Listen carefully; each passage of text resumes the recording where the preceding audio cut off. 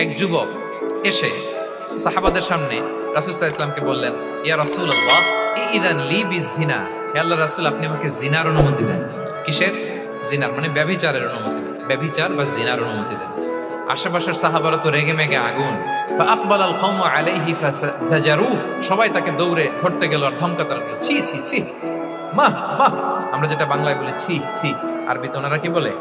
মাহ মাহ, ছি ছি, কি বলো তুমি? লজ্জা শরমের মাথা খেয়ে তুমি রাসূলুল্লাহর দরবারে এসে বলতেছো, হে আল্লাহর রাসূল আপনি জিনার অনুমতি দেন। যে রাসূল আল্লাহর পক্ষ থেকে বাণী শোনায়, ওয়ালা তাকরাবুজ জিনা, তোমরা ব্যভিচারের নিকটবর্তীও হয়ো না। আর তুমি সেই নবীর কাছে এসে আবদার করতেছো জিনার অনুমতি দেন। তারা যখন তেরে আসলো এই যুবকের দিকে, রাসূল সাল্লাল্লাহু আলাইহি ওয়াসাল্লাম তাদেরকে থামালেন, বললেন যে তোমরা থামো। যুবককে ডেকে আনো আমার কাছে। যুবককে নিয়ে আসা হলো। রাসূল সাল্লাল্লাহু আলাইহি ওয়াসাল্লাম তাকে পরম আদরে কাছে টেনে নিলেন। এবার তাকে জিজ্ঞেস করলেন, তুমি জিনার অনুমতি চাও না? বলে যে ইয়া রাসূলুল্লাহ, জি জিনার অনুমতি চাই। তখন রাসূল সাল্লাল্লাহু আলাইহি ওয়াসাল্লাম বললেন, তুমি আমাকে উত্তর দাও তো, তুমি বলো তো যে আতুহিব্বুহু লিউম্মিক, তুমি কি পছন্দ করবে যে কোনো পরপুরুষ তোমার মায়ের সাথে এই জিনাটা করুক? তোমার এটা ভালো লাগবে? সে বলে, লা ইয়া রাসূলুল্লাহ, না কখনো না, আমার মায়ের সাথে কেউ এই পাপাচারে লিপ্ত হবে এটা কোনো মানুষ মেনে নিবে না।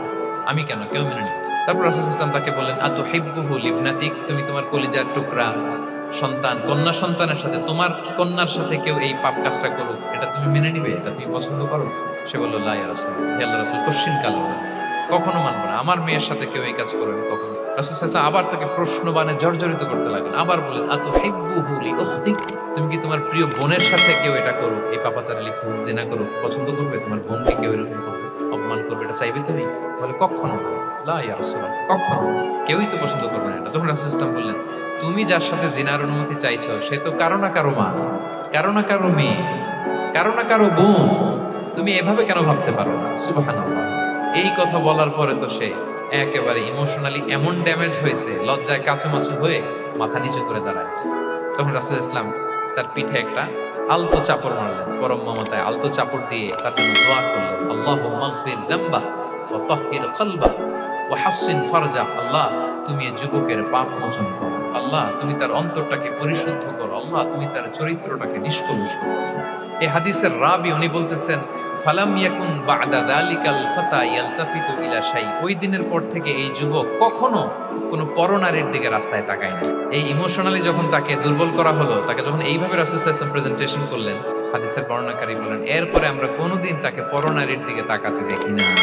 তার হৃদয়টাকে আল্লাহ তাআলা পরিশুদ্ধ করে দেন। রাসূল সাল্লাল্লাহু আলাইহি ওয়াসাল্লাম ইউযাক্কিহিম, কিভাবে মানুষকে পরিশুদ্ধ করতে দেখেন, কিভাবে তার আবেগ অনুভূতিকে নাড়িয়ে তার চিন্তার জগতে আলোড়ন সৃষ্টি করে তাকে এমন ভাবে কাবু করলেন যে রাসূল সাল্লাল্লাহু আলাইহি ওয়াসাল্লাম যেই দিকে তাকে গাইড করতেছে এখন সে সেদিকেই যেতে পারত। সো এইটা আমাদেরকে করতে হবে, ইমোশনাল ইন্টেলিজেন্স কাজে লাগিয়ে মানুষের আবেগ অনুভূতিতে নাড়া দিয়ে যদি আপনি তাকে কোনো কথা, কোনো বার্তা, কোনো নাসিহাত করেন, তখন সেটা সে শুনে। এমন শোনা শুনে এমন ভাবে সে হেদায়েতের পথে আসে যেটা আমরা কল্পনাও করতে পারি না। তাহলে এটা যেন আমরা করি, এটা খুবই প্রোডাক্টিভ, এটা খুবই ইফেক্টিভ, এটা খুবই ফ্রুটফুল, কাজে দেয় মানুষকে ইমোশনালি তাকে দাওয়া কার্যক্রম পরিচালনা করতেন। ওনার মেথোডোলজি কেমন ছিল এবং বর্তমান সময়ের সাথে এর প্রাসঙ্গিকতা কেমন, এই টপিকটা নিয়ে। তার আগে আমি শুরুতে দাওয়া ইস্যু যখনই আমার সামনে আসে তখন যেই কথাটা আমি বলি বা শেয়ার করি সেটা হচ্ছে মানহাজুল ওয়াসাতিয়্যা, মানে the balanced approach of Islam, ইসলামের যে ভারসাম্যপূর্ণ নেচার, এটা নিয়ে আমি কথা বলি। এবং আমার আলোচনার শুরুতে আমি সূরাতুল বাকারার 143 নম্বর আয়াত তেলাওয়াত করেছি, যেখানে আল্লাহ তাআলা বলছেন, ওয়াকাযালিকা জাআলনাকুম উম্মাতান ওয়াসাতা লিতাকুনু শুহাদা আলান নাস, অনুরূপভাবে আমি তোমাদেরকে মধ্যমপন্থী জাতি বানিয়েছি বা মধ্যমপন্থী জাতি হিসেবে আবির্ভূত করি। উম্মাতান ওয়াসাতা মানে উম্মাতান আদলান ওয়া খিয়ারা, শ্রেষ্ঠ জাতি, ন্যায়পরায়ণ জাতি, এবং যারা শ্রেষ্ঠ, যারা ন্যায়পরায়ণ তারাই মূলত মধ্যমপন্থী জাতি। তো আল্লাহ তাআলা আমাদেরকে মধ্যমপন্থী জাতি বলেছেন। এই যে মধ্যম পন্থা আল ওয়াসাতিয়া, এটা ইসলামের অনেকগুলো অনন্য বৈশিষ্ট্যের মধ্যে থেকে একটি বৈশিষ্ট্য। বাট মাঝে মাঝে আমরা এই পন্থাটার কথা ভুলে যাই। ভুলে কি করি, অনেক সময় অনেক প্রান্তিক লেভেল থেকে কাজ করে ফেলি, চিন্তা করে ফেলি, অনেক সময় খুব বাড়াবাড়ি করে ফেলি, অনেক সময় ছাড়াছাড়ি করে ফেলি। বরং আমাদের থাকতে হবে মাঝামাঝি। তাহলে the first and foremost reminder today in this conference hall যে আমরা বাড়াবাড়িও করব না, ছাড়াছাড়িও করব না, আমরা মাঝামাঝি থাকবো। কোথায় থাকবো? জি, মাঝামাঝি, আল ওয়াসাতিয়্যা, যেটা শ্রেষ্ঠ এবং যেই মেথোডোলজির কথা কোরআন আমাদেরকে জানিয়েছে। আমি যদি এটাকে ইংরেজি করি ওয়াসাতিয়্যা, তাহলে ইংরেজি দাঁড়াবে এরকম যে the balanced nature of Islam, ইসলামের যেই ভারসাম্যপূর্ণ যে নেচার, এটার নাম হচ্ছে মূলত আল ওয়াসাতিয়্যা। আপনি যদি খেয়াল করে দেখেন যে কিভাবে আমরা অন্যান্য জাতিগোষ্ঠীর তুলনায় মধ্যমপন্থী জাতি, তাহলে দেখবেন যে আমরা যদি সাইয়েদনা ঈসা আলাইহিস সালামের ব্যাপারে কথা বলি, জেসাস ক্রাইস্টের ব্যাপারে, তাহলে দেখেন ওনার ব্যাপারে ইহুদি নাসারারা কেউ বাড়াবাড়ি করেছে, কেউ ছাড়াছাড়ি করেছে। আমরা একেবারে মিডল ওয়েতে আছি। যেমন ঈসা আলাইহিস সালামের ব্যাপারে খ্রিস্টানরা কি বলে জানেন? তারা বলে ঈসা আলাইহিস সালাম হচ্ছে আল্লাহর সন্তান, নাউযুবিল্লাহ। Jesus Christ is the son of God, গডের সন্তান। তাহলে দেখেন কতটা বাড়াবাড়ি করলো। ঈসা আলাইহিস সালামকে উঠাতে উঠাতে খোদার আসনে নিয়ে বসালো। বাড়াবাড়ি হয়ে গেল না এটা? তাহলে একদল খুব বাড়াবাড়ি করলো। এবার যদি ইহুদিদের কথা চিন্তা করি, ইহুদিরা কি বলে? ইহুদিরা একেবারে উল্টো। তারা বলে ঈসা আলাইহিস সালাম হচ্ছে ইবনু জিনা, মানে জারদ সন্তান, নাউযুবিল্লাহ। দেখেন তাদের প্রত্যেকের আকীদা শোনা মাত্রই আপনাদেরকে বলা লাগতেছে না যে নাউযুবিল্লাহ বলেন, আপনারা স্বতঃস্ফূর্ত ভাবেই বলতেছেন নাউযুবিল্লাহ। তার মানে একদল বাড়াবাড়ি করলো, একদল ছাড়াছাড়ি। একদল বলল তিনি আল্লাহর সন্তান বলে একেবারে আল্লাহর উপরে উঠে ফেলছে। আরেক দল নামাতে নামাতে একেবারে পদদলিত করলো, বলল তিনি হচ্ছেন বাস্টার্ড, মানে ইবনু জিনা, জারদ সন্তান, নাউযুবিল্লাহ মিন যালিক। একদল নিয়ে গেল একেবারে উপরে, আরেক দল একেবারে নিচে। কিন্তু আমরা কি বলি দেখেন, আমরা বলি ঈসা আলাইহিস সালাম উনি হচ্ছেন আব্দুল্লাহি ওয়া রাসূলুহু, তিনি হচ্ছেন আল্লাহ তাআলার দাস বা বান্দা এবং আল্লাহর সম্মানিত রাসূল। দেখুন কতটা ব্যালেন্সে আকীদা। আমরা আব্দুল্লাহ বলার মধ্য দিয়ে বেসিক্যালি নাসারাদেরকে রিফিউট করি, তাদের প্রতিবাদ করি আমরা যে তোমরা যে বলেছো আল্লাহ সন্তান না, ওইদিকে উঠানো যাবে না, নিচে নামায় নিয়ে আসো, উনি আব্দুল্লাহ, আল্লাহর দাস। আর রাসূলুহু, সম্মানিত রাসূল বলে আমরা বেসিক্যালি ইহুদিদেরকে রিফিউট করি, তাদের প্রতিবাদ করি। আমরা বলি যে না, তোমরা যে বলেছো উনি জারদ সন্তান না, ওনার সম্মানকে পদদলিত করা যাবে না, উপরে উঠাইতে হবে, উঠায়া রাসূল, সম্মানিত রাসূল। তাহলে নাসারাদের আকীদা থেকে আমরা নিচে নেমে আসলাম, ইহুদিদের আকীদা থেকে আমরা উপরের দিকে গেলাম। ফলে এটা কি হলো? ব্যালেন্স হলো, ভারসাম্যপূর্ণ হলো, মধ্যম পন্থা হলো। তো আশা করি মধ্যম পন্থার উদাহরণটা বুঝতে পেরেছেন। আরেকটা ছোট্ট উদাহরণ দেই। আমাদের বোনদের যখন পিরিয়ড চলে তখন নাসারারা কি করে দেখেন, খ্রিস্টানরা তারা সবকিছু করে, কোনো বাজ বিচার রাখে না। তখন এমনকি ফিজিক্যাল ইন্টিমেসিতেও যায়। যখন আমাদের বোনদের পিরিয়ড চলে তখন তারা ফিজিক্যাল ইন্টিমেসিতেও যায়, কোনো বাজ বিচার নাই। এটা হচ্ছে নাসারাদের অবস্থা। আর ইহুদিদের কি অবস্থান? এরা এই 5 দিন 7 দিন আমাদের বোনদের যখন পিরিয়ড চলে তখন তারা তাদের স্ত্রীদেরকে ধরবে না, ছোবে না, স্পর্শ করবে না, একসাথে বসবেও না। তাদের ঘরে আলাদা একটা স্পেশাল রুম রাখে, ওই রুমের ভিতরে, ওই ঘরের ভিতরে তাদের 5 দিন 7 দিন ওখানে কাটাইতে হয়। তোমরা আবার সুস্থ হলে তারপরে আসো। দেখেন একদল খুব বাড়াবাড়ি করলো, আরেক দল ছাড়াছাড়ি করলো। কিন্তু আমাদের ইসলামে আমরা ব্যালেন্স, যে বোনদের যখন পিরিয়ড চলে হাজবেন্ড ওয়াইফ তখন স্বাভাবিক মেলামেশা, কথাবার্তা, ঘরের টুকিটাকি কাজ সবই করতে পারবে, ইল্লাল জিমা, যেটা আমরা ফিজিক্যাল ইন্টিমেসি বলি, ওইটা ছাড়া আমরা সবই করতে পারবো। তাহলে দেখেন এই দুইটা উদাহরণ আমি সামনে আনলাম এজন্য যে এই যে মানহাজুল ওয়াসাতিয়াতি ওয়াল ইতিদাল, মধ্যম পন্থার কথা আমরা যেটা বলি, যেটাকে দিয়ে আল্লাহ তাআলা আমাদেরকে সম্মানিত করেছেন যে ওয়াকাযালিকা জাআলনাকুম উম্মাতান ওয়াসাতা, তোমাদেরকে আমি মধ্যমপন্থী জাতি বানিয়েছি। তোমাদের মধ্যে বাড়াবাড়িও থাকবে না, ছাড়াছাড়িও থাকবে না, বরং আমরা হব মধ্যমপন্থী। আমরা কি হব? কি হব? তো প্রিয় ভাইয়েরা, প্রথম কথা হচ্ছে আপনি যখন দাওয়া বলবেন তখন আমাকে মধ্যম পন্থা বলতেই হবে। আমরা যখন ইসলাম শিখবো, শিখাবো, ইসলাম বুঝবো, বুঝাবো, এই সব ক্ষেত্রে আমাদেরকে মধ্যম পন্থা অবলম্বন করতে হবে। আমাদের খেয়াল রাখতে হবে আমরা যেন এক্সট্রিম লাইনে না যাই, আবার খুব এক্সট্রা লিবারেল যেন না হয়ে যায়। আমরা যেন মধ্যমপন্থী একটা অবস্থানে থাকি। এবং দাওয়া দেওয়ার ক্ষেত্রে এটাই বলা হয়েছে, আল্লাহ তাআলা বলেছেন উদউ ইলা সাবিলি রাব্বিকা বিল হিকমাতি ওয়াল মাউইদাতিল হাসানাতি ওয়াজাদিলহুম বিল্লাতি হিয়া আহসান। নবী আপনি লোকদেরকে আল্লাহর পথে ডাকুন, বিল হিকমা, প্রজ্ঞার সাথে, সুন্দর সুন্দর উপদেশ সহকারে, এবং কখনো তর্ক বিতর্কে জড়ানো লাগলে সেটা উত্তমভাবে আপনাকে জড়াতে হবে। তার মানে এই যে ইসলাম বোঝার ক্ষেত্রে, প্রচারের ক্ষেত্রে এই মধ্যম পন্থার নীতি, যেটা প্রজ্ঞা বা সুন্দর উপদেশমালা দিয়ে দাওয়াত দেওয়া, এটাও মূলত মধ্যম পন্থারই বহিঃপ্রকাশ। আমরা যখন কোনো দাওয়া কাজ করব অলওয়েজ মাথায় রাখতে হবে যে আমি বাড়াবাড়ি যেন না করি, আমি আবার ছাড়াছাড়িও যেন না করি, আমি যেন মাঝামাঝি থাকি। তো এই যে দাওয়া আমরা দিচ্ছি, দাওয়াটা কি? বেসিক্যালি এটা হচ্ছে একটা কমিউনিকেশন। এই যে আমি কথা বলতেছি, আপনারা শুনতেছেন, ইমাম সাহেব খুতবা দিচ্ছেন, আমরা সেটা শুনি, স্ট্রিট দাওয়া হয়, বিভিন্ন রকম দাওয়া এখন হচ্ছে, এগুলো basically communication. And this communication should be full of wisdom and beautiful advice. এটাই মূলত আল ওয়াসাতিয়া, মানহাজুল ওয়াসাতিয়া, মধ্যম পন্থা। আমি যে বিশ্ববিদ্যালয় থেকে ব্যাচেলর করেছি, ওই বিশ্ববিদ্যালয়ের একটা স্লোগান আছে, মানহাজুল ওয়াসাতিয়াতি ওয়াল ইতিদাল। ওনারা মধ্যম পন্থার কথা বলে। সো আমি যেহেতু এই বিশ্ববিদ্যালয় আল আজহারের গ্রাজুয়েট, আমি যেখানেই যাই একটু করে আমি এই আল ওয়াসাতিয়ার কথাটা বলি, প্রিয় ভাইরা। তো দাওয়া যেহেতু কমিউনিকেশন, আমরা ওরাল দাওয়া দিয়ে থাকি, কিন্তু বেসিক্যালি ওরাল দাওয়ার চেয়ে যেটা প্র্যাকটিক্যাল দাওয়া, থিওরিটিক্যাল দাওয়ার চেয়ে প্র্যাকটিক্যাল দাওয়াটা এটা বেশি ইফেক্টিভ, বেশি প্রোডাক্টিভ। আমরা যখন তাফসির মাহফিল করি, আমরা খুতবা দেই, আলোচনা করি, এটা থেকে তো মানুষ শিখে। কিন্তু আমি যদি আমার আচরণ দিয়ে কোনো একটা মেসেজ দিতে পারি, ওইটা মানুষের হৃদয়ে বেশি দাগ কাটে, বেশি মনে থাকে, খুব বেশি মনে থাকে। এটার সুযোগ আপনাদের বেশি। যেমন আমি যদি একটা কোরআনের আয়াতের কথা বলি, এটার খুব একটা মূল্যায়ন নাই, কারণ উনি হুজুর মানুষ, উনি তো কোরআনই বলবে। কিন্তু একজন ডক্টর যখন কোরআনের আয়াত বলে, তখন বলে দেখছো মাশাআল্লাহ, একজন ডক্টর, সে চিকিৎসা বিজ্ঞানে এত বড় এক্সপার্টিজের পর আবার কোরআনও জানে। ওই কথা কিন্তু আমিও বলছি, আমার দাম নাই, কিন্তু আপনাদেরকে কত সম্মানের চোখে দেখা হচ্ছে। আবার দেখেন 5 ওয়াক্ত সালাত আদায় করা জামাতের সাথে, ফরজ সালাতগুলো, এটা তো মানে করতেই হবে, কম্পালসারি। এটা করে তো খুব বেশি ক্রেডিট নেওয়ার কিছু নাই, আমরা সবাই পড়ি। কিন্তু একজন ডাক্তার যখন নামাজ পড়ে, খেয়াল করে দেখবেন, একজন ডক্টর যখন চেম্বারে রোগীদেরকে রেখে বলে যে, ওখানে যদি লেখা থাকে যে সালাতের সময় বিরতি থাকবে, বা বলা হয় যে এই ডাক্তার কিন্তু রুগী বসিয়ে রেখে নামাজটা পড়ে এসে আবার রুগী দেখা শুরু করে, এটা সবাই খুব পজিটিভলি নেয় যে দেখো এত ব্যস্ততার পরেও চাইলে এই সময় রুগী দেখতে পারতো, কিন্তু উনি নামাজ পড়ে। দেখেন, একই কোরআনের কথা আমিও বললাম, আপনিও বললেন, আপনার মর্যাদা কত বেশি। আমিও জামাতে নামাজ পড়ি, ইমামতি করাই, আর আপনি যে একটু তাড়াতাড়ি করে নামাজটা পড়ে চলে আসেন, এটাতে আপনার এপ্রিসিয়েশন কত বেশি। তো এভাবে আপনাদের কিন্তু দাওয়া কাজ করার সুযোগ অনেক বেশি, কারণ এটা অনেক মানে নোবেল একটা প্রফেশন, মহৎ পেশা।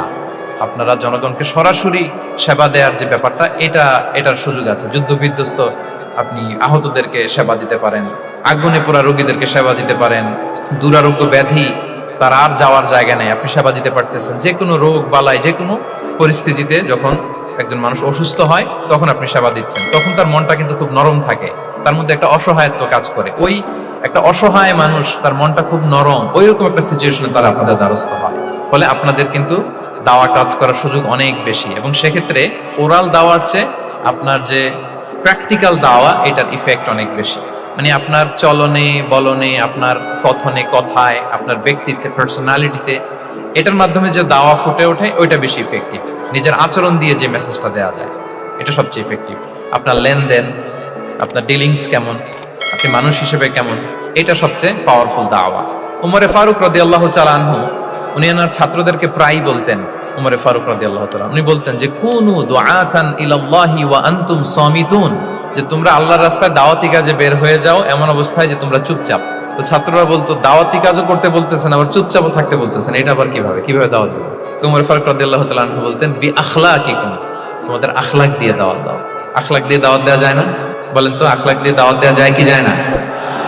এই আখলাক দিয়ে যে দাওয়াত, এটা অনেক পাওয়ারফুল। 10টা তাফসীর মাহফিল করে আমি এটা করতে পারবো না। আপনি আপনার আখলাক দিয়ে, আপনার ব্যক্তিত্ব দিয়ে, আপনার লেনদেন, হ্যাঁ, এগুলো দিয়ে আপনি যে দাওয়াটা দিতে পারবেন, অন্য অনেক কিছু দিয়ে সেটা হবে না। এজন্য ওমরে ফারুক বলতেন, কুনু দুআতান ইলাল্লাহি ওয়া আনতুম তুন, আল্লাহর রাস্তায় দায়ী হয়ে বের হও, কিন্তু চুপচাপ। কিভাবে? বলে বি আখলাকিকুম, তোমাদের আখলাক, এটা বেশি পাওয়ারফুল। এবং রাসূল সাল্লাল্লাহু আলাইহি ওয়াসাল্লামের ব্যাপারে যখন জিজ্ঞেস করা হতো আম্মা জান আয়েশা রাদিয়াল্লাহু তাআলা আনহাকে, যে রাসূল সাল্লাল্লাহু আলাইহি ওয়াসাল্লামের আচরণ কেমন ছিল, তখন আম্মা জান আয়েশা বলতেন যে কানা খুলুকুহু আল কোরআন, কোরআনই ছিল রাসূল সাল্লাল্লাহু আলাইহি ওয়াসাল্লামের চরিত্র। পুরো কোরআনে 30 পারায় থিওরিটিক্যালি যা বলা আছে রাসূল সাল্লাল্লাহু আলাইহি ওয়াসাল্লামের জীবনীতে প্র্যাকটিক্যালি সেটা দেখানো আছে। আম্মা জান আয়েশা বলতেন কানা খুলুকুহু আল কোরআন, রাসূল সাল্লাল্লাহু আলাইহি ওয়াসাল্লামের চরিত্র ছিল কোরআন। ইনদামা রাসূলুল্লাহ সাল্লাল্লাহু আলাইহি ওয়াসাল্লাম ইয়ামশি আলাল আরদ কাআন্নাল কোরআনা ইয়ামশি আলাইহি, রাসূল সাল্লাল্লাহু আলাইহি ওয়াসাল্লাম যখন মদিনার রাস্তা দিয়ে হেঁটে যেতেন, as if a living Quran is walking on the street, মনে হতো একটা জীবন্ত কোরআন রাস্তা দিয়ে হেঁটে হেঁটে যাচ্ছে। তো তাহলে we should try to be a living দাঈ, জীবন্ত দাঈ, প্র্যাকটিক্যাল দাঈ। এটা যদি আমরা হইতে পারি, তাহলে অনেক বেশি ইম্প্যাক্ট করা যাবে সোসাইটিতে, অনেক ইনফ্লুয়েন্স করা যাবে। যেটা বললাম যে আমাদের সততা, আচরণ, ব্যক্তিত্ব, পার্সোনালিটি, এগুলো দিয়ে আমরা যে দাওয়াটা দিতে পারি, ওরাল দাওয়া, বক্তব্য দিয়ে, এটা অনেক সময় সম্ভব হয় না। এবং ডাক্তারদের জন্য এটা অনেক বড় একটা সুযোগ। তাহলে ইন্ট্রোডাক্টরি ডিসকাশনে আমি 2টা বিষয়ে কথা বললাম। এক হচ্ছে আমাদেরকে মধ্যমপন্থী হইতে হবে, মানহাজুল ওয়াসাতিয়া ওয়াল ইআতিদাল, 1 নম্বর। 2 নম্বর হচ্ছে লিভিং দাঈ হওয়ার চেষ্টা করতে হবে, এটা বেশি প্রোডাক্টিভ এন্ড ইফেক্টিভ। বুঝতে পেরেছেন সবাই? মাশাআল্লাহ। এবার চলুন যে রাসূল সাল্লাল্লাহু আলাইহি ওয়াসাল্লামের যে প্রফেটিক দাওয়া মেথোডোলজি, কিভাবে উনি দাওয়া কাজের আঞ্জাম দিতেন, সেখান থেকে আমাদের নেয়ার আধুনিক সময়ের এর প্রাসঙ্গিকতা কি আছে, আমি 10টা পয়েন্টে আজকের এই সেমিনারে কিছু কথা উপস্থাপনের চেষ্টা করবো। ওমা তাওফীকি ইল্লা বিল্লাহ। 1 নাম্বার কথা হচ্ছে, আমরা যে দাওয়া দিব, এই দাওয়া language should be very soft and mild and very touchy. দাওয়া ল্যাঙ্গুয়েজ হইতে হবে ভেরি সফট। সব সময় ইফ ইউ টক অ্যাবাউট দাওয়া, this language should be very soft and mild and touchy. দাওয়ার কথা বললে হয়তো আপনি পলিটিক্স করেন, ওইটা আলাদা কথা, আপনি জেহাদের ময়দানে ওইটা আলাদা কথা। আমি জেহাদ পলিটিক্স নিয়ে কথা বলতেছি না, আই এম টকিং অ্যাবাউট দাওয়া। যদি আপনি দাওয়া সেমিনারের কথা বলেন, যদি মেডিকেল দাওয়া সোসাইটি নাম দেন, দাওয়া বললে আমাকে বলতে হবে দাওয়ার language should be very soft and mild. আমরা এটা অনেক সময় ভুল করে ফেলি, এটা করা যাবে না। কারণ আপনি হৃদয় থেকে যদি কোনো কথা বলেন, এটা শ্রোতার হৃদয়ে যে টাচ করে। আল্লাহর হাবিব সাল্লাল্লাহু আলাইহি ওয়াসাল্লামের কথাগুলো নিয়ে এত আলোচনা, বিশ্লেষণ, কথাগুলো এত অ্যাপিলিং কেন, এত আবেদনময় কেন? এর কারণ হচ্ছে রাসূল সাল্লাল্লাহু আলাইহি ওয়াসাল্লাম যা বলেছেন তিনি হৃদয় থেকে বলেছেন। হৃদয় থেকে কথা বেরোলে এটা শ্রোতার হৃদয়ে যে টাচ করে। একটা ছোট্ট আয়াত আমি তেলাওয়াত করি, সূরা তাহার। আল্লাহ তাআলা বলছেন, ফাকুলা লাহু কাওলান লাইয়িনা লাআল্লাহু ইয়াতাযাক্কারু আও ইয়াখশা। আল্লাহ তাআলা মূসা আলাইহিস সালাম এবং হারুন আলাইহিস সালাম ওনাদের দুইজনকে বলছেন যে তোমরা দুই ভাই মিলে ফেরাউনের কাছে যে দাওয়াত দাও এবং কোমল ভাষায় দাওয়াত দাও। কি ভাষায়? কোমল ভাষায় দাওয়াত দাও। কাওলান লাইয়িনা, use very soft and mild language, very touchy language. Soft এবং কোমল ভাষায় দাওয়াত দাও কাকে? পৃথিবীর সবচেয়ে বড় সন্ত্রাস, তাই না? হ্যাঁ, দুর্ধর্ষ সন্ত্রাস, খোদাদ্রোহী, তারপর সীমালঙ্ঘনকারী। আপনি যত নেগেটিভ যা বলবেন সব যাবে ওর সাথে। ফিরআউন লাআল্লাহু ইয়াতাযাক্কারু আও ইয়াখশা, হয়তো সে উপদেশ গ্রহণ করবে অথবা তার হৃদয়ে ভয়ের উদ্রেক হতে পারে। হয়তো তোমরা soft and mild language use করবা। মূসা এবং হারুন কোমল ভাষায় যে তোমরা দাওয়াত দিবা। আচ্ছা, কার ব্যাপারে আল্লাহ বললেন? কাকে দাওয়াত দিতে বললেন? সবাই বলেন তো নামটা। ফেরাউন। আচ্ছা, ফেরাউনের ক্ষেত্রে আল্লাহ তাআলা বললেন যে soft and mild language use করো, নরম ভাষা। আমাকে উত্তর দেন, আমাদের কারেন্ট সময় আমরা যাদেরকে জালিম বলি, যাদেরকে খারাপ বলি, ফাসিক বলি, পাপাচারী, ধরেন যে আমার মতে বা আপনাদের মতে যে সবচেয়ে খারাপ, পাপাচারী, জালিম, ওই জালিমটা কি ফেরাউনের চেয়ে বড় জালিম? আমাদের চোখে যে জাহান্নামী, যে নিকৃষ্ট, খারাপ, পাপী যাকে আমি মনে করি, যদিও এরকম মনে করার সুযোগ আমাদের নাই, কে জান্নাতি কে জাহান্নামী এটা ডিসাইড করবে কে? আল্লাহ তাআলা। কিন্তু আমাদের চোখে যে পাপী, যে ভুল করেছে, যে জালিম, ওই জালিমগুলো, খারাপ লোকগুলো কি ফেরাউনের চেয়ে বেশি খারাপ ছিল? ছিল। ওই ফেরাউনের ক্ষেত্রে আল্লাহ বলেছেন ফাকুল লাহু কাওলান লাইয়িনা, সফট ল্যাঙ্গুয়েজ ইউজ করো মূসা এবং হারুন, কোমল ভাষা ব্যবহার করো। হয়তো তার ভুল ভেঙে যাবে, হয়তো সে উপদেশ গ্রহণ করবে। তো তাহলে দেখেন কত বড় ভুল আমরা করি। আমরা মাঝে মাঝে এমন অ্যাটাকিং মোডে কথা বলি, এমন আগ্রাসী হয়ে কথা বলি, ওর মানার সুযোগ থাকলেও ও মানবে না। কি বলেন? যাও মানার একটু ইচ্ছা ছিল, আমার এই অ্যাটিটিউডের কারণে সে আর এটা শুনবে না। এটাই মানুষের স্বভাব। আপনি আগ্রাসী হয়ে অ্যাটাকিং হয়ে কথা বলে মানুষ এটা শোনে না। তাহলে দাওয়ার প্রফিটিক এক নাম্বার মেথোডোলজি হচ্ছে দাওয়ার ল্যাঙ্গুয়েজ হইতে হবে very soft and very mild. Allah তাআলা সূরাতু আলে ইমরানে বলছেন, ফাবিমা রাহমাতিন মিনাল্লাহি লিনতা লাহুম ওয়ালাউ কুনতা ফাদদান গালিযাল কলবি লানফাদ্দু মিন হাওলিক। নবী হে, আল্লাহর অনুগ্রহে, আল্লাহর রহমতে আপনি কোমল ভাষী হয়েছেন। আপনি কোমল ভাষী না হয়ে যদি রূঢ় ভাষী হতেন, তাহলে মানুষজন আপনার কাছ থেকে ভেগে ভেগে পালাতো। কিন্তু আমরা দেখতাম যে সাহাবারা রাসূল সাল্লাল্লাহু আলাইহি ওয়াসাল্লামের কাছে শুধু জড়ো হইতে চেত, দেখা করতে চেত, রাসূলকে ঘিরে রাখতো, এত পছন্দ করতো রাসূল সাল্লাল্লাহু আলাইহি ওয়াসাল্লামের কোমল আচরণের কারণে। ইভেন ফ্যামিলিতে কোনো সমস্যা হলে অনেক সাহাবারা বলতেন ফ্যামিলির সাথে সমস্যা হলেও তারা রাসূলের কাছে চলে আসতো। এমনকি কারো পেটে ক্ষুধা লাগলেও তারা রাসূলের দরবারে চলে আসতো। তারা বলতো রাসূল সাল্লাল্লাহু আলাইহি ওয়াসাল্লামের চেহারার দিকে তাকালেই আমাদের ক্ষুধা মিটে যেত। কি কোমল ভাষী ছিলেন, কত সুন্দর সফট ল্যাঙ্গুয়েজ রাসূল সাল্লাল্লাহু আলাইহি ওয়াসাল্লাম। রাসূল সাল্লাল্লাহু আলাইহি ওয়াসাল্লাম কখনো যে কঠোর ভাষায় কথা বলতেন না তা না, মাঝে মাঝে বলতেন। বেশিরভাগ ওনার দাওয়া ছিল সফট এন্ড মাইল্ড। মাঝে মাঝে প্রেক্ষাপটের আলোকে রাসূল সাল্লাল্লাহু আলাইহি ওয়াসাল্লাম অনেক সময় তেজস্বী, জ্বালাময়ী ভাষণ দিতেন, মনে হতো ব্যাটালিয়নকে কমান্ড করছেন। এটা মাঝে মাঝে চেহারা লাল হয়ে যেত, গড়গড় করতেন যুদ্ধের আগে। কিন্তু রেগুলার বেসিসে রাসূল সাল্লাল্লাহু আলাইহি ওয়াসাল্লাম খুব কোমল ভাষায় কথা বলতেন। তাহলে এক নম্বরে যেটা জানলাম, যদি আপনি দাওয়া মেন্টালিটি, দাওয়া মোডে থাকতে চান, আপনার ভাষা হতে হবে শক্ত না নরম? সফট হইতে হবে, কোমল। কারোর প্রতি আগ্রাসী হয়ে যেন আমরা কথা না বলি, অ্যাটাকিং মোডে যেন না বলি, বললেও শুনবে না। এটাই মানুষের নেচার, সফট ল্যাঙ্গুয়েজে বলতে হয়। ফেরাউনকে যদি বলা হয় ওর সাথে ভালোভাবে বলো, তো আমাদের আশেপাশে যারা আছে এরা তো আরো এদেরকে সম্মান দিয়ে নরম করে বলা উচিত। কি বলেন? জি, এক নম্বর গেল। দুই নম্বর হচ্ছে দাওয়াকে ফলপ্রসূ করতে হলে রাসূল সাল্লাল্লাহু আলাইহি ওয়াসাল্লাম যেটা করতেন, শ্রোতাদের অনেক সময় মনোযোগ আকর্ষণের জন্য উনি অনেক ধরনের টুলস, অনেক ধরনের জিনিস তিনি ব্যবহার করতেন। যেমন একটা পদ্ধতি রাসূল সাল্লাল্লাহু আলাইহি ওয়াসাল্লামের ছিল, রাসূল সাল্লাল্লাহু আলাইহি ওয়াসাল্লাম মানুষের আকর্ষণ বৃদ্ধির জন্য মাঝে মাঝে প্রশ্ন ছুড়ে দিতেন অডিয়েন্সকে। Drawing attention of the listener by throwing questions. Question throw করার মাধ্যমে অ্যাটেনশন গ্রো করতেন। হাদিসে এরকম অনেক উদাহরণ পাওয়া যায়। একটা ছোট্ট হাদিস শেয়ার করি, সহিহ মুসলিমে এসেছে। রাসূল সাল্লাল্লাহু আলাইহি ওয়াসাল্লাম একবার সাহাবাদেরকে বললেন, ইন্না মিনাশ শাজারি শাজারাতান লা ইয়াসকুতু ওয়ারাকুহা মাসালুহা মাসালুল মুসলিম। রাসূল সাল্লাল্লাহু আলাইহি ওয়াসাল্লাম জিজ্ঞেস করলেন, তোমরা কি কেউ বলতে পারবা বৃক্ষরাজির মধ্যে একটা বৃক্ষ আছে, গাছের মধ্যে একটা গাছ আছে যেই গাছের কখনো পাতা ঝরে না, ওই গাছের পাতা কখনো ঝরে না। এর দৃষ্টান্ত হচ্ছে মুসলিমের দৃষ্টান্তের মতো। বলতো ফাহাদ্দিসুনি মা হিয়া, বলতো ওই গাছটা কি? কে বলতে পারো? আপনারা তো সব একেবারে পেরে গেছেন। তো সাহাবারা ওই দিন কেউ বলতে পারেন নাই। কারণ কি জানেন?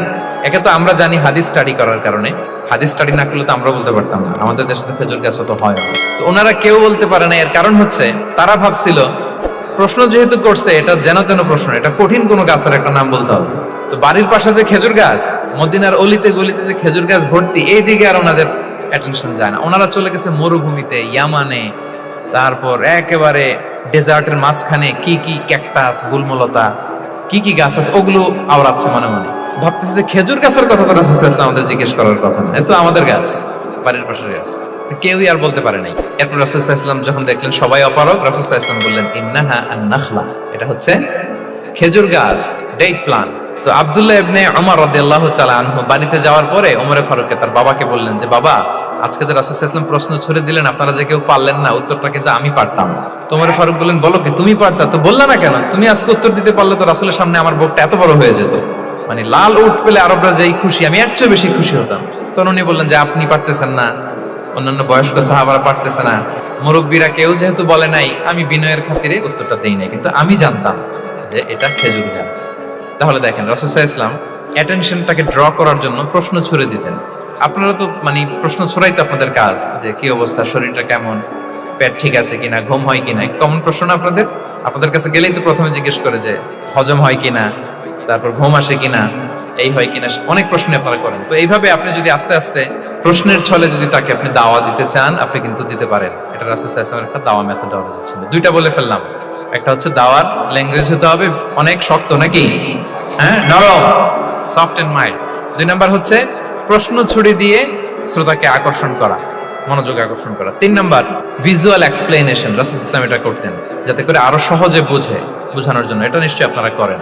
রাসূল সাল্লাল্লাহু আলাইহি ওয়াসাল্লামের দাওয়া জিন্দেগিতে দেখা যায় প্রায় সময় কিছু উনি ভিজুয়াল এক্সপ্লেনেশন নিয়ে এসেছেন সাহাবাদের সামনে, যাতে করে সাহাবারা to get a better idea of the issue আরো ইজিলি বুঝতে পারেন। যেমন একবার রাসূল সাল্লাল্লাহু আলাইহি ওয়াসাল্লাম অনাথ ইয়েতিমদেরকে যারা দেখভাল করে তাদের কি মর্যাদা, এটা বোঝাতে যে রাসূল সাল্লাল্লাহু আলাইহি ওয়াসাল্লাম দুই আঙ্গুল উঁচু করে একবার বললেন যে আনা ওয়া কাফিলুল ইয়াতীমি ফিল জান্নাতি কাহাতাইন, অর্থাৎ আমি এবং এতিমের রক্ষণাবেক্ষণকারী কিয়ামতের দিন এভাবে কাছাকাছি প্রতিবেশী হয়ে থাকবো। এই দুইটা আঙ্গুলের মাঝখানে যেমনি খুব একটা স্পেস নাই, গ্যাপ নাই, মানে একেবারে কাছাকাছি, নেইবরিং ফিঙ্গার, রাইট? আমি এবং এতিমের রক্ষণাবেক্ষণকারী এভাবে নেইবর হয়ে থাকবে। এই যে ভিজুয়াল এক্সপ্লেনেশন, দেখছেন? এই যে দাওয়ার মধ্যে মাঝে মাঝে এরকম ভিজুয়াল এক্সপ্লেনেশন করতে হবে যাতে করে শ্রোতারা বুঝে। রাসূল সাল্লাল্লাহু আলাইহি ওয়াসাল্লাম এটা করেছেন। মুসনাদে আহমদে এক হাদিস এসেছে, রাসূল সাল্লাল্লাহু আলাইহি ওয়াসাল্লাম একবার খেজুরের একটা ডাল নিয়ে মরুভূমির মধ্যে একটা দাগ টানলেন। খাত্তালানা রাসূলুল্লাহ সাল্লাল্লাহু আলাইহি ওয়াসাল্লাম খাত্তান, একটা স্ট্রেইট লাইন দিয়ে রাসূল সাল্লাল্লাহু আলাইহি ওয়াসাল্লাম বললেন এটা হচ্ছে সিরাতুল মুস্তাকিম। সাহাবাদের দৃষ্টি আকর্ষিত হলো, সবাই মনোযোগী হয়ে উঠল, তাই নাকি? এটা সিরাতুল মুস্তাকিম, যে দোয়া আমরা প্রতিদিন করি, ইহদিনাস সিরাতাল মুস্তাকিম। খেজুরের ডাল দিয়ে স্ট্রেইট লাইন কেটে বললেন এটা হচ্ছে সিরাতুল মুস্তাকিম। এবার ওই খেজুরের ডাল দিয়ে ডানে বায়ে অনেকগুলো ছোট ছোট দাগ কাটলেন আর বললেন হাদিহি সুবুলুশ শাইতান, এগুলো হচ্ছে শয়তানের রাস্তা, এটা হচ্ছে মুস্তাকিম, সোজা রাস্তা যেটা জান্নাতে যায়। আর ডানে বায়ে অনেকগুলো দাগ কাটলেন, ডেকে বললেন এই প্রতিটি রাস্তায় একটা করে শয়তান বসে থাকে, আর সে তোমাদেরকে টেম্পটেশন দিতে থাকে, প্রভোকেশন করতে থাকে, ধোঁকা দিতে থাকে, ওয়াসওয়াসা দিতে থাকে। ডানে বায়ে না তাকিয়ে এই সিরাতুল মুস্তাকিমের পথেই অবিচল থাকতে হবে। তাহলে দেখেন মরুভূমির মাঝখানে, তখন তো আর ওই যে এলইডি প্রজেক্টর থাকলে হয়তো রাসূল সাল্লাল্লাহু আলাইহি ওয়াসাল্লাম ওইটাই ব্যবহার করতেন, আমরা এটা এখন করতে পারি বোঝানোর জন্য। রাসূল সাল্লাল্লাহু আলাইহি ওয়াসাল্লাম খেজুরের ডাল দিয়ে মরুভূমির মধ্যে দাগ কেটে সাহাবীদেরকে এই ভিজুয়াল এক্সপ্লেনেশন দিলেন, এবং সাহাবারা খুব সহজে বুঝতে পারলেন যে কোনটা সিরাতুল মুস্তাকিম, কোনটা সিরাতুশ শাইতান। এভাবে রাসূল সাল্লাল্লাহু আলাইহি ওয়াসাল্লাম ভিজুয়াল এক্সপ্লেনেশন। আমরা বিশ্বাসীরা যে ভাই ভাই, মুমিনরা যে ভাই ভাই, আমাদের সম্পর্ক যে কত সুদৃঢ় মজবুত, এটা বোঝাতে যে একবার রাসূল সাল্লাল্লাহু আলাইহি ওয়াসাল্লাম বললেন আল মুমিনু লিল মুমিনি কাল বুনিয়ান, বিশ্বাসীরা তাদের সম্পর্ক হচ্ছে কাল বুনিয়ান, একটা সুদৃঢ় প্রাচীরের মতো, সীসা ঢালা প্রাচীরের মতো। ইয়াশুদ্দু বা'দুহু বা'দা, যেটার এক পাশ আরেক পাশকে মজবুত করে, strengthening one part the others, এক পার্ট আরেক পার্টকে মজবুত করে। যেমন বিল্ডিং এদিকে ভেঙে ফেললে এটা নড়বড়ে হয়ে যাবে। তিনি বুঝালেন যে সুদৃঢ় প্রাচীরের মতো হচ্ছে বিশ্বাসীদের সম্পর্ক। এটা বলে ওয়াসাব্বাকা বাইনা আসাবিহি, মানে ডান হাতের আঙ্গুলগুলো বাঁ হাতের ভেতরে ভেবে ঢুকিয়ে দিলেন, বললেন যে এরকম মজবুত। সুবহানাল্লাহ, এই যে এই হাতের আঙ্গুলগুলো এই হাতে ঢুকিয়ে এরকম চাপ দিলে খুব শক্ত হয় না, মজবুত হয় না? রাসূল সাল্লাল্লাহু আলাইহি ওয়াসাল্লাম বললেন আমাদের বন্ধন হচ্ছে এরকম সুদৃঢ় মজবুত। সুদৃঢ় সীসা ঢালা প্রাচীরের মতো। আল্লাহু আকবার।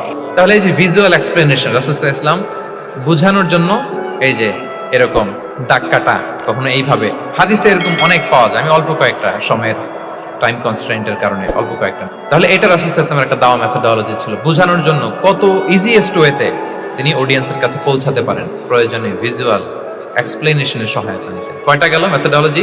4 নাম্বার হচ্ছে গ্রাজুয়ালিটি, ধীরে ধীরে ধাপে ধাপে দাওয়া পরিচালনা করা, দাওয়া কাজ করা। এটাতে অনেক সময় আমরা ভুল করে ফেলি। আমরা অনেক সময় একটু রাশিং মেন্টালিটিতে থাকি, তাড়াহুড়ো। একজন ভাই নতুন দিনে ফিরছে, আগে হয়তো সংশয়বাদী ছিল, নাস্তিক ছিল, প্র্যাকটিস করতো না, এখন সে প্র্যাকটিসের ইচ্ছা করছে।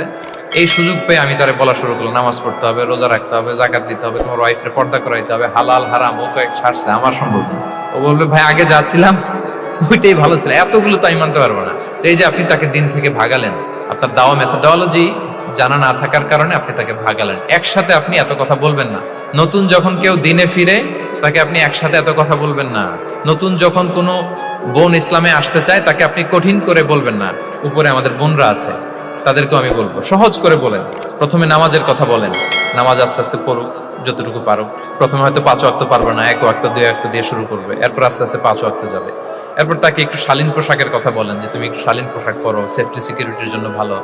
সেটাতে অভ্যস্ত হলে তাকে হেজাবের দাওয়াত দিবেন আপনি, হেজাবে অভ্যস্ত হলে নেকাবের দাওয়াত দিবেন আপনি। এইভাবে গ্রাজুয়ালিটি, ধাপে ধাপে, একসাথেই কঠিন করে দিনকে উপস্থাপন করা যাবে না। দাওয়া is a gradual process, gradually যাইতে হবে। Beginning with the most important issue first, তারপর যেটা ইম্পর্টেন্ট, তারপর যেটা ইম্পর্টেন্ট, ধাপে ধাপে আপনি তাকে বলবেন। আপনারা নিশ্চয়ই সবাই মদ হারাম হওয়ার যে স্টেপগুলো আছে জানেন না? কয়বারে হারাম হয়েছে? 3 বারে। ওয়াসআলুনাকা আনিল খামরি ওয়াল মাইসির কুল ফীহিমা ইসমুন কাবীরু ওয়া মানাফিউ লিন-নাস ওয়া ইসমুহুমা আকবারু মিন নাফিহিম। প্রথমে বললেন মদে কিছু উপকার আছে, কিন্তু এটার গুনাহ বেশি, ক্ষতি বেশি, কিন্তু সামান্য উপকার আছে। তো মানুষ সচেতন হয়ে গেল যে না, এটা কিন্তু গুনাহ আছে, ক্ষতি আছে, সাবধান হইতে হবে। মদ খাওয়া কমায় দিল। এরপর বলা হলো ওয়ালা তাকরাবুস সালাতা ওয়া আনতুম সুকারা, মাতাল হয়ে মদ খাওয়া অবস্থায় নামাজে যেও না। কারণ কোন এক সাহাবী নামাজে এমন ভাবে তেলাওয়াত করলেন, অর্থ চেঞ্জ হয়ে গেল। ফলে দিনে 5 বার মদ খাওয়া যাবে না।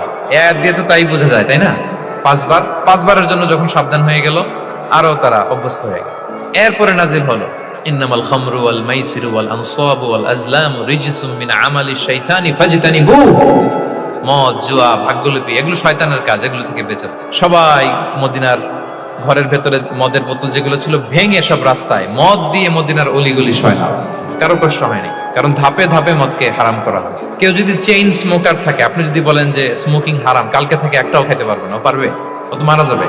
ও সব বাদ দিতে পারবে, স্মোকিং বাদ দিতে পারবে। তো কি করবেন? তাকে আপনি অল্প অল্প করে, যে একটু একটু করে ছাড়ো। এই যে রমজান আসতেছে, সারাদিন তো করতেই পারবা না, রাতে 2-3টা করে খাইও, বেশি খাইও না। মানে ছাড়ানোর জন্য বলতেছে আর কি। যে 10টা খায়, তারা যদি আপনি 2টা খাইতে বলেন, এটা তো আপনি দাওয়াই দিলেন নাকি, কমাইতে বললেন তো। সিগারেটের প্রতি তো আর উৎসাহিত করতেছি না আমরা। চেইন স্মোকার ও 10টা ছাড়া হয় না প্রতিদিন। তো এই রমজানে আপনি তারা বললেন যে সারাদিন তো তুমি না খেয়ে থাকবা, রাতে 1টা 2টা বা 3টা। প্রথম দশকে 3টা, এরপরের দশকে 2টা, তারপরের দশকে 1টা। যে 1টা খায়, তারপরের দিন তো সে চাইলে ছেড়েও দিতে পারে, কি বলেন? এইভাবে গ্রাজুয়ালি তাকে ছাড়ানোর জন্য। তাহলে এই গ্রাজুয়ালিটিটা দরকার। আমি হাদিস থেকে, সিরাত থেকে একটা উদাহরণ দেই, শুনুন।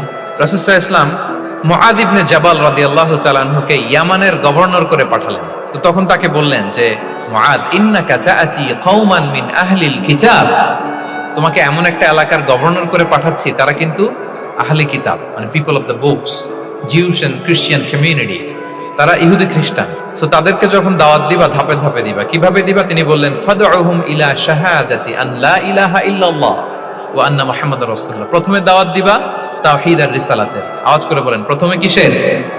তাওহীদ এবং ফা ইনহুম আতাউ লিযালিক, তারা যখন এটা মেনে নেয়। আরবিটা খেয়াল করেছেন অর্থটা? ফা ইনহুম আতাউ লিযালিক, তাওহীদ রিসালাত যদি মেনে নেয়, তাহলে তাদেরকে 5 ওয়াক্ত নামাজের দাওয়াত দিও। 5 ওয়াক্ত নামাজে যখন তারা অভ্যস্ত হয়ে যায়, ফাইনহুম আতাউ লিযালিক, যখন তারা এটাও মেনে নেয়, তখন তাদেরকে যাকাতের আদেশ করো। সুবহানাল্লাহ, সুবহানাল্লাহ। দেখেন, ধাপে ধাপে, একবারে সবগুলো বিধান একবারে তাদের সাথে শেয়ার করতে বলেননি। প্রথমে তাওহীদের, রিসালাতের, মেনে নিলে সালাতের, মেনে নিলে যাকাতের, ধাপে ধাপে। তাহলে একবারে কেউ নতুন যখন দিনে ফিরেছে, একবারে সবকিছু তার ঘাড়ে চাপিয়ে দিবেন আপনি? কি করবেন? গ্রাজুয়ালি, ধাপে ধাপে আমরা এই দাওয়াটা তাদেরকে দেওয়ার চেষ্টা করবো। এটা খুব ইফেক্টিভ হবে, ফলপ্রসূ হবে। আচ্ছা, 4টা কভার করে ফেলেছি। 5 নাম্বার হচ্ছে দাওয়ার মধ্যে ইমোশনাল ইন্টেলিজেন্স ইউজ করতে হবে, তাহলে এটা মোর ইফেক্টিভ হবে। মানে আপনি মানুষের আবেগ অনুভূতি নাড়িয়ে দিয়ে যদি দাওয়া দিতে পারেন, এটা তার শুদ্ধাচারের জন্য অনেক কাজে দেবে। ইমোশনাল ইন্টেলিজেন্স মানে তার আবেগ, ইমোশনকে আপনি ট্রিগার আপ করবেন, ওইটাতে আপনি টাচ করবেন, তাহলে দেখবেন যে সে একেবারে কাবু হয়ে গেছে। এটা রাসূল সাল্লাল্লাহু আলাইহি ওয়াসাল্লামের সিরাতে আমরা অনেক সময় দেখেছি যে ইমোশনাল ইন্টেলিজেন্সকে কাজে লাগিয়ে রাসূল সাল্লাল্লাহু আলাইহি ওয়াসাল্লাম তার আবেগ অনুভূতিতে এমন ভাবে নাড়া দিয়েছেন, তাকে আল্লাহ তাআলা হেদায়েতের রাস্তায় নিয়ে এসেছে। একটা ছোট্ট উদাহরণ দেই, মুসনাদে আহমদ ইবনে হাম্বলের হাদিস, কিভাবে ইমোশনাল ইন্টেলিজেন্স রাসূল সাল্লাল্লাহু আলাইহি ওয়াসাল্লাম ইউজ করতেন, আবেগ অনুভূতিকে কিভাবে নাড়া দিতেন রাসূল সাল্লাল্লাহু আলাইহি ওয়াসাল্লাম। এক যুবক এসে সাহাবাদের সামনে রাসূল সাল্লাল্লাহু আলাইহি ওয়াসাল্লামকে বললেন, ইয়া রাসূলুল্লাহ ইযান লি বিজিনা, হে আল্লাহর রাসূল আপনি আমাকে জিনার অনুমতি দেন। কিসের? জিনার মানে ব্যভিচারের অনুমতি দেন, ব্যভিচার বা জিনার অনুমতি দেন। আশেপাশের সাহাবারা তো রেগে মেগে আগুন। ফাআকবালাল কওমু আলাইহি ফাজারু, সবাই তাকে দৌড়ে ধরতে গেল আর ধমকাতে লাগলো, ছি ছি ছি, মাহ মাহ। আমরা যেটা বাংলায় বলি ছি ছি, আরবিতে ওনারা কি বলে? মাহ মাহ, ছি ছি, কি বলো তুমি? লজ্জা শরমের মাথা খেয়ে তুমি রাসূলুল্লাহর দরবারে এসে বলতেছে, হে আল্লাহর রাসূল আপনি জিনার অনুমতি দেন। যে রাসূল আল্লাহর পক্ষ থেকে বাণী শোনায়, ওয়ালা তাকরাবুজ জিনা, তোমরা ব্যভিচারের নিকটবর্তীও হয়ো না, আর তুমি সেই নবীর কাছে এসে আবদার করতেছো জিনার অনুমতি দেন। তারা যখন তেরে আসলো এই যুবকের দিকে, রাসূল সাল্লাল্লাহু আলাইহি ওয়াসাল্লাম তাদেরকে থামালেন, বললেন যে তোমরা থামো, যুবককে ডেকে আনো আমার কাছে। যুবককে নিয়ে আসা হলো, রাসূল সাল্লাল্লাহু আলাইহি ওয়াসাল্লাম তাকে পরম আদরে কাছে টেনে নিলেন। এবার তাকে জিজ্ঞেস করলেন, তুমি জিনার অনুমতি চাও না? বলে যে ইয়া রাসূলুল্লাহ জি, জিনার অনুমতি চাই। তখন রাসূল সাল্লাল্লাহু আলাইহি ওয়াসাল্লাম বললেন, তুমি আমাকে উত্তর দাও তো, তুমি বলো তো যে আতুহিব্বুহু লিউম্মিক, তুমি কি পছন্দ করবে যে কোনো পরপুরুষ তোমার মায়ের সাথে এই জিনাটা করুক? তোমার এটা ভালো লাগবে? সে বলে লা ইয়া রাসূলুল্লাহ, না কখনো না, আমার মায়ের সাথে কেউ এই পাপাচারে লিপ্ত হবে এটা কোনো মানুষ মেনে নেবে না, আমি কেন, কেউ মেনে নেবে না। তারপর রাসূল সাল্লাল্লাহু আলাইহি ওয়াসাল্লাম তাকে বললেন আতুহিব্বুহু লিবনাতিক, তুমি তোমার কলিজার টুকরা সন্তান, কন্যা সন্তানের সাথে, তোমার কন্যার সাথে কেউ এই পাপ কাজটা করুক, এটা তুমি মেনে নিবে, এটা তুমি পছন্দ করো? সে বলল লা ইয়া রাসূলুল্লাহ, হে আল্লাহর রাসূল কখনো কালেও না, কখনো মানবো না, আমার মেয়ের সাথে কেউ এই কাজ করবে কখনো। রাসূল সাল্লাল্লাহু আলাইহি ওয়াসাল্লাম আবার তাকে প্রশ্নবাণে জর্জরিত করতে লাগলেন, আবার বললেন আতুহিব্বুহু লিউখতিক, তুমি কি তোমার প্রিয় বোনের সাথে কেউ এটা করুক, এই পাপাচারে লিপ্ত হোক, জিনা করুক, পছন্দ করবে? তোমার বোনকে কেউ এরকম করবে, অপমান করবে, এটা চাইবে তুমি? বলে কখনো না, লা ইয়া রাসূলুল্লাহ, কখনো, কেউই তো পছন্দ করবে না এটা। তখন রাসূল সাল্লাল্লাহু আলাইহি ওয়াসাল্লাম বললেন, তুমি যার সাথে জিনার অনুমতি চাইছো সে তো কারো না কারো মা, কারো না কারো মেয়ে, কারো না কারো বোন, তুমি এভাবে কেন ভাবতে পারো না? সুবহানাল্লাহ। এই কথা বলার পরে তো সে একেবারে ইমোশনালি এমন ড্যামেজ হয়েছে, লজ্জায় কাচুমাচু হয়ে মাথা নিচু করে দাঁড়ায়। তখন রাসূল ইসলাম তার পিঠে একটা আলতো চাপড় মারলেন, পরম মমতায় আলতো চাপড় দিয়ে তার জন্য দোয়া করলেন, আল্লাহুম্মা গফির যামবাহ ওয়া তাহহির কলবাহ ওয়া হাসসিন ফারজাহ, আল্লাহ তুমি এই যুবকের পাপ মোচন করো, আল্লাহ তুমি তার অন্তরটাকে পরিশুদ্ধ করো, আল্লাহ তুমি তার চরিত্রটাকে নিষ্কলুষ করো।